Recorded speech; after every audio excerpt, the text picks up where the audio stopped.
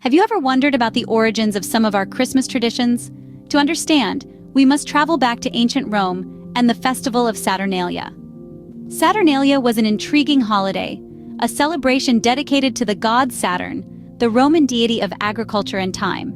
Its roots are somewhat shrouded in mystery, but it's generally believed to have evolved from agricultural rituals observed during the winter solstice. Imagine a time when the air is crisp and the nights are long. The winter solstice marks the shortest day and the longest night of the year. It's a time when the fields lie dormant, and the earth takes a breath, preparing for the rebirth of spring. What better time to pay homage to Saturn, the god who oversees sowing and reaping? And so, Saturnalia was born. Initially, this festival lasted for a single day, but as its popularity grew, so did its duration, eventually extending to a full week of festivities. And what a week it was! Saturnalia was not just about paying tribute to Saturn, it was a time of feasting and merriment, a festival that turned societal norms on their heads in a fascinating reversal of social roles. Saturnalia was more than just a holiday, it was a time of feasting, merriment, and a fascinating reversal of social roles. Saturnalia wasn't your average holiday. It was marked by some unique and interesting traditions. Can you imagine a festival where the roles of slaves and their masters are reversed? That's exactly what happened during Saturnalia. This festival was a time of indulgence and freedom for all, regardless of social status. Large sacrificial rituals were a key part of the festival, performed in honor of Saturn, the god of agriculture, wealth, and liberation. These rituals were grand spectacles, often involving a variety of animals, and were followed by public banquets. The Romans certainly knew how to throw a party. Feasting was a major part of Saturnalia, and it wasn't your everyday meal. Romans would indulge in extravagant dishes, the kind you wouldn't normally find on a regular day. Drinking was another important tradition.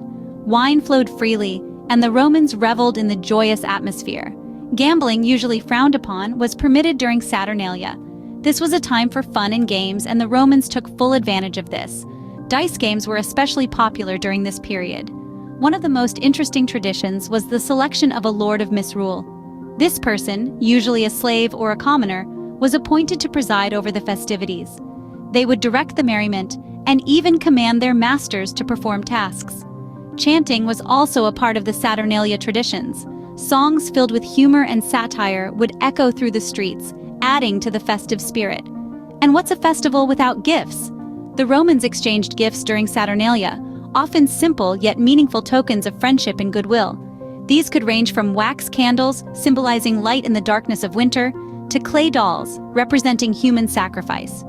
These traditions, raucous and unruly as they might seem, were a significant part of the Roman culture and the Saturnalia festival.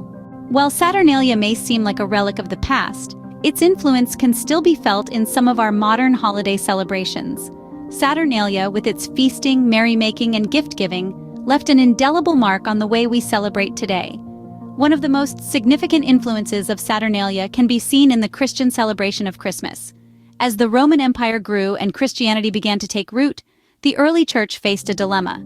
They needed to convert pagans to the new faith, but how could they convince people to abandon their old traditions, especially ones as joyous as Saturnalia? The answer was simple: they didn't. Instead, they adapted these traditions and incorporated them into the new Christian holiday of Christmas. It's no coincidence that Christmas, much like Saturnalia, is celebrated around the time of the winter solstice. This was a strategic move by the church to ease the transition from paganism to Christianity. The merrymaking, feasting, and gift-giving of Saturnalia were carried over to Christmas, making the new holiday familiar and appealing to those used to the old ways. But the influence of Saturnalia on Christmas goes beyond just the timing and the festivities. The spirit of Saturnalia, characterized by joy, generosity, and a reversal of the social order, can be seen in the Christian teachings of love, charity, and equality. The concept of a lord of misrule, a key figure in Saturnalia who would preside over the festivities, can be seen in the tradition of the Christmas king or queen, a practice still observed in some parts of the world. This figure, often chosen by luck, would lead the celebrations, a throwback to the Saturnalia tradition of temporarily upsetting the social order. So, the next time you're enjoying your Christmas festivities, remember the ancient Romans and their boisterous celebration of Saturnalia. While we may not celebrate Saturnalia in the traditional sense, there are ways to honor this ancient festival today. One way to embrace Saturnalia's spirit of merriment and generosity is to engage in volunteer work. Helping others just as the Romans did during Saturnalia, by serving meals at a local shelter, or donating to a charity, can bring us closer to the essence of this ancient festival. Another way to celebrate Saturnalia today is to host a feast with family and friends, much like the Romans did centuries ago. This could involve preparing a meal together, exchanging small gifts, or even reversing roles for a day, much like the Romans did between masters and slaves. Additionally, the spirit of Saturnalia can be honored through the act of giving. The exchange of gifts, which was a significant part of Saturnalia, can be reinterpreted today as an act of generosity towards those less fortunate. In the end, Saturnalia reminds us of the joy of giving, the importance of community, and the enduring power of ancient traditions.